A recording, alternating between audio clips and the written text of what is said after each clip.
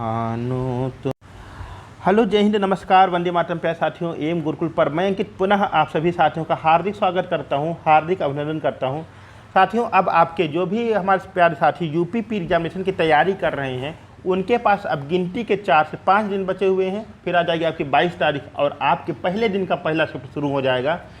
आपका जो है एग्ज़ाम सिटी जो है वह आ चुकी है और आपका परसों तक यानी 20 तारीख तक उम्मीद है कि आपका एडमिट कार्ड भी आपके सामने देखने को मिलेगा। अब ये जो आपके सामने 4 से 5 दिन का समय बचा हुआ है, इसमें ज़रूरत है बहुत ही सिलेक्टिव आइटम और बहुत ही इंपॉर्टेंट चीज़ पढ़ने की। तो आइए आज की इस वीडियो के माध्यम से हम लोग हिंदी के वेरी मोस्ट इंपॉर्टेंट क्वेश्चन देखने का प्रयास करेंगे। उम्मीद करता हूं कि इसमें से आपको 1 से 2 क्वेश्चन यूपी पी एग्जाम में देखने को मिलेंगे, ऐसी मेरी आशा है। तो आइए आज हम लोग अपनी वीडियो का शुभारंभ करें। भगवान महादेव का आशीर्वाद हम सभी पर बना रहे। तो आज का अपना पहला क्वेश्चन आज की अपनी प्यारी सी स्क्रीन पर ये रहा। बहुत ही इंपॉर्टेंट क्वेश्चन है। कह रहा है बीजक किसकी रचना है। ऑप्शन नंबर पहला कह रहा सूरदास, ऑप्शन नंबर दूसरा कह रहा तुलसीदास, ऑप्शन नंबर तीसरा कह रहा कबीर दास या ऑप्शन नंबर चौथा कह रहा मलिक मोहम्मद जायसी। तो बीजक किसकी रचना हो जाएगी। तो देखिए, बीजक एक ऐसे धर्म सुधारक, ठीक है, जिनका जन्म होता है वाराणसी में और इन्होंने अपने समय पर हिंदू और मुसलमान दोनों धर्मों में जो कुरीतियाँ विद्यमान थीं उन पर जमकर प्रहार किया और बिना किसी भेदभाव के और बिना किसी डरे इन्होंने उस पर प्रहार किया।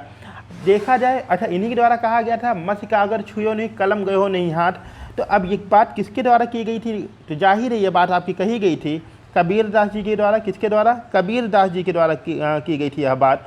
तो बीजक भी इन्हीं की रचना हो जाएगी। किसकी। कबीर दास जी की। अच्छा, बीजक है क्या। तो बीजक कबीर दास जी की 3 रचनाएं, जिसमें आपकी सबद, साखी और रामायणी। कौन कौन सी। सबद, साखी और रामायणी रचना है। ये तीनों का जो संग्रह है वह आपका कहलाता है, बीजक नाम से जाना जाता है। बहुत बढ़िया।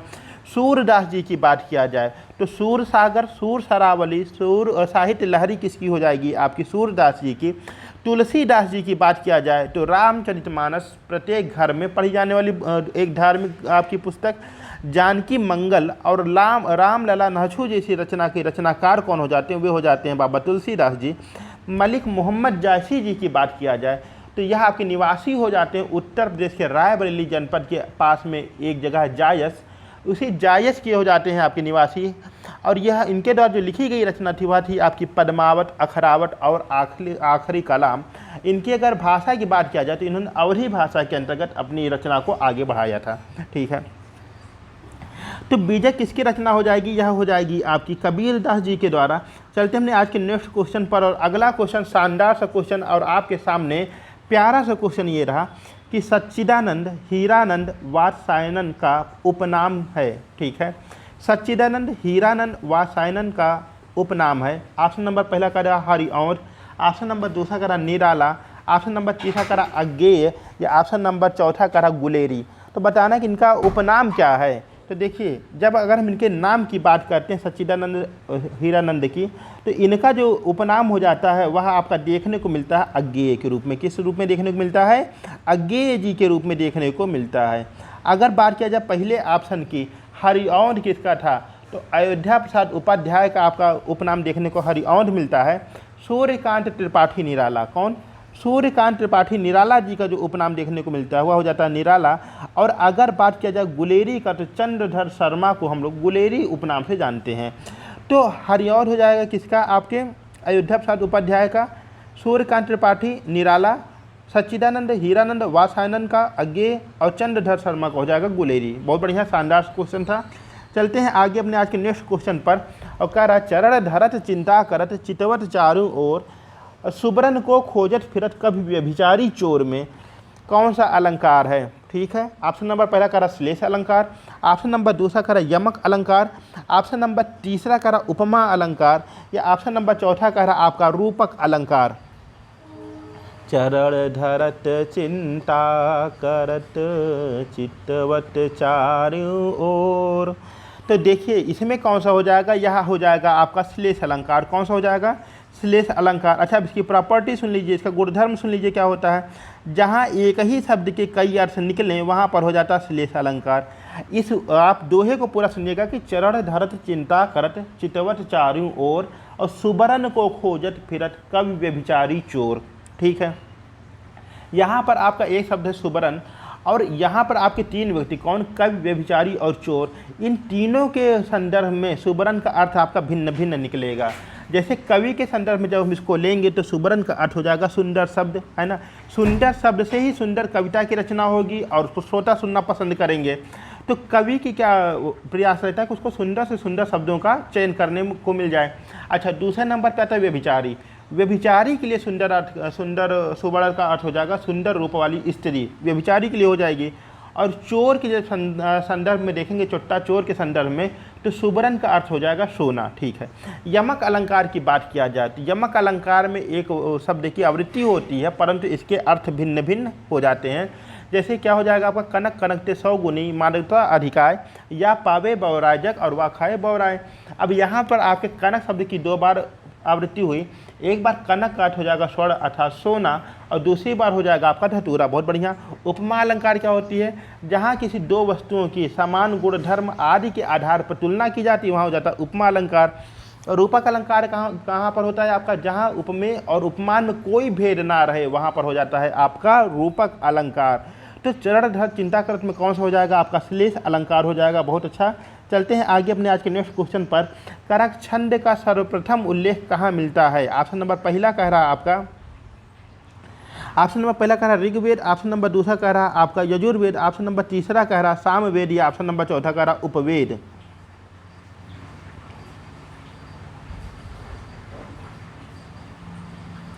तो जो छंद का सर्वप्रथम उल्लेख मिलता है, यह मिलता है आपके ऑप्शन नंबर पहला हो जाएगा आप ऋग्वेद। किस में हो जाता है आपका, ऋग्वेद में देखने को मिलता है छंद का जो सर्वप्रथम उल्लेख किया गया था, जो आपका सबसे पुराना वेद है, ऋग्वेद में यह देखने को मिलता है। वहाँ पर आपके छंद का वर्णन किया गया है। बहुत सुंदर।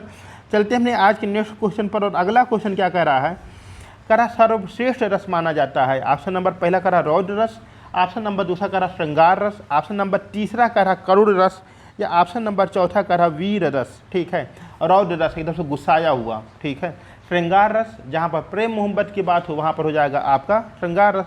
करुण रस जहाँ पर सुनकर कुछ रोने की भावना आ रही, सामने वाला भी रो रहा है और वो भी रो रहा है, तो वहाँ पर जाएगा करुण रस। वीर रस उत्साह, ठीक है, काट डालेंगे, फाड़ डालेंगे और पाकिस्तान में झंडा गाड़ देंगे, यह हो जाता है आपका वीर रस।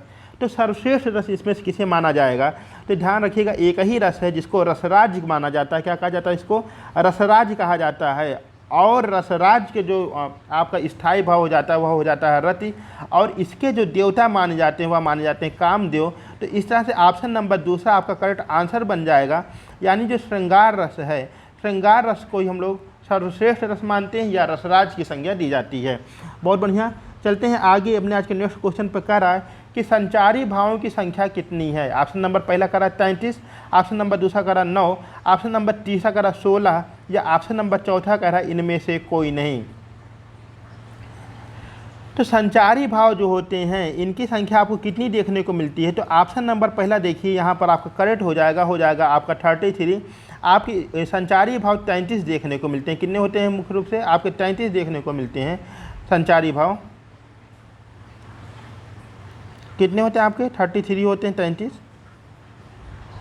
और अगर बात किया जाए कि इसमें आपका 9 क्या होते हैं, तो 9 हो जाते हैं आपके स्थायी भाव। स्थायी भाव की संख्या हो जाती है आपकी 9, ठीक है। तो संचारी भाव कितने होते हैं 33 होते हैं। चलते हमने आज के नेक्स्ट क्वेश्चन पर। नेक्स्ट क्वेश्चन क्या कह रहा है कि जूतम पैजार मुहावरे का अर्थ है। बहुत ही शानदार सा मुहावरा है, जूतम पैजार मुहावरे का अर्थ है।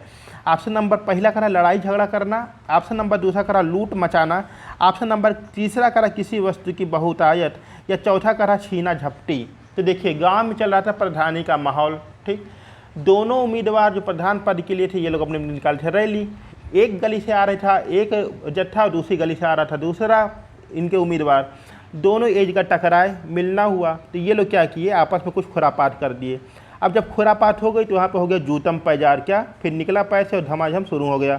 तो जूतम पैजार का मतलब क्या होता है, लड़ाई झगड़ा करना। क्या हो जाएगा कि लड़ाई झगड़ा करना, यानी ऑप्शन नंबर पहला हो जाएगा इसका करेक्ट आंसर कि जूतम पैजार का अर्थ हो जाएगा आपका लड़ाई झगड़ा करना, ठीक है।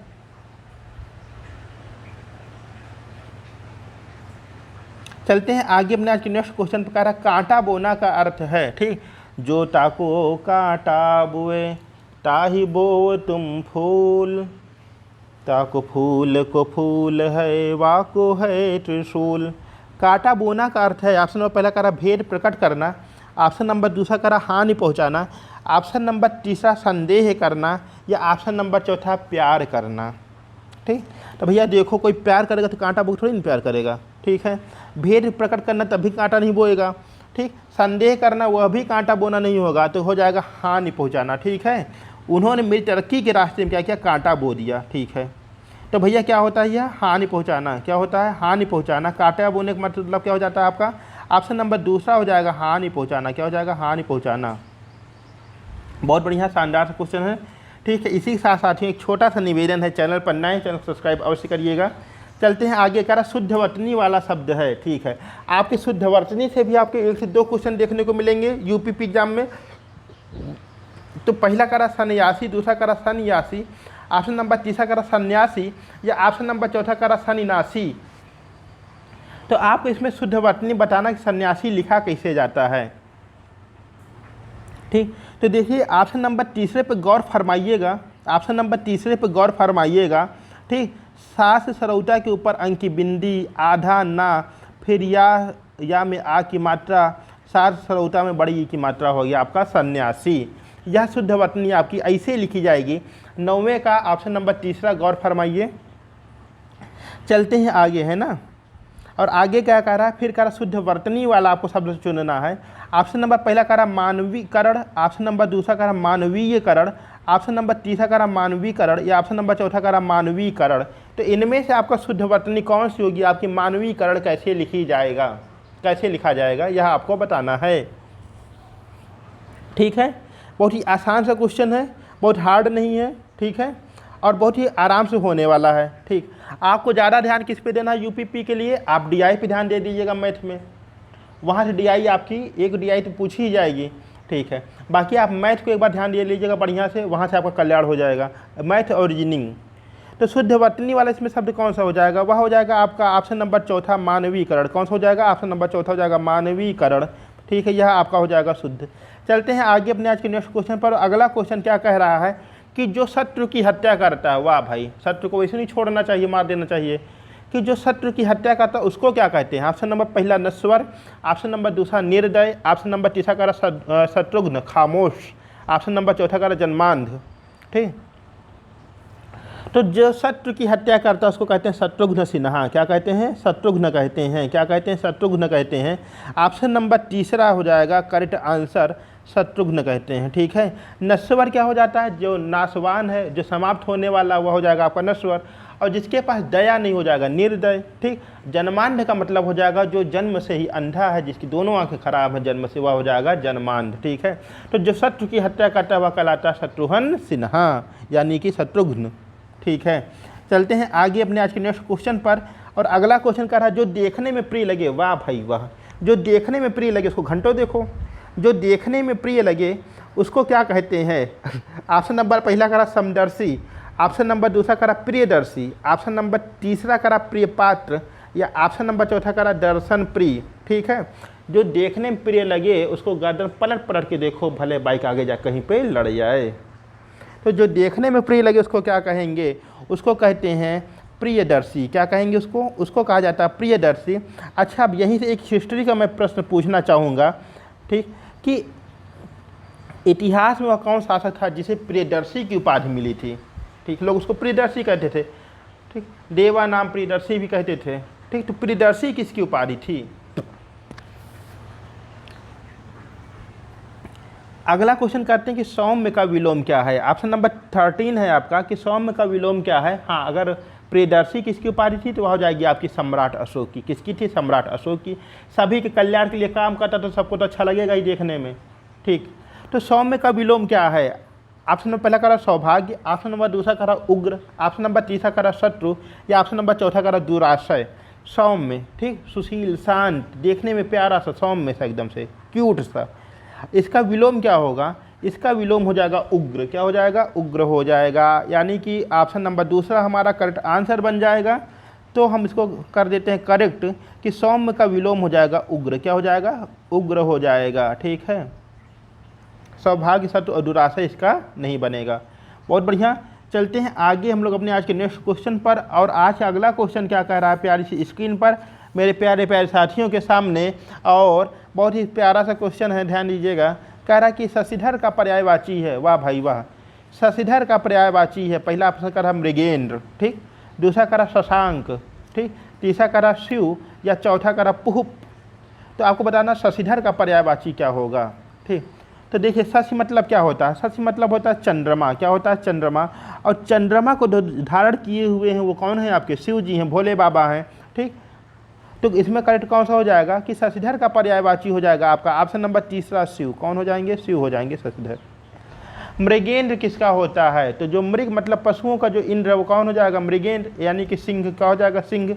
और शशांक की बात किया जाए तो शशांक हो जाएगा आपका किसका पर्यायवाची, हो जाएगा आपका चंद्रमा का पर्यायवाची। किसका पर्यायवाची हो जाएगा, चंद्रमा का पर्यायवाची बन जाएगा शशांक। और पुहुप की बात किया जाए तो आपका पुष्प कुसुम, ये हो जाएगा आपका पुहुप का पर्यायवाची। बहुत ही बढ़िया। तो साथियों चलते हैं हमने आज के लास्ट क्वेश्चन पर। और लास्ट क्वेश्चन आज का और कह रहा है कि आप कहाँ रहते हैं, कैसा वाक्य है, आप कहाँ रहते हैं कैसा वाक्य है। इसी बहाने चलिए परिचय भी हो जाएगा। आप कहाँ रहते हैं, ठीक। रचना के आधार पर यह कैसा वाक्य है। पहला कह रहा निजवाचक, ऑप्शन नंबर दूसरा कह रहा निश्चयवाचक, ऑप्शन नंबर तीसरा कह रहा आपका प्रश्नवाचक, या ऑप्शन नंबर चौथा कह रहा है संबंधवाचक।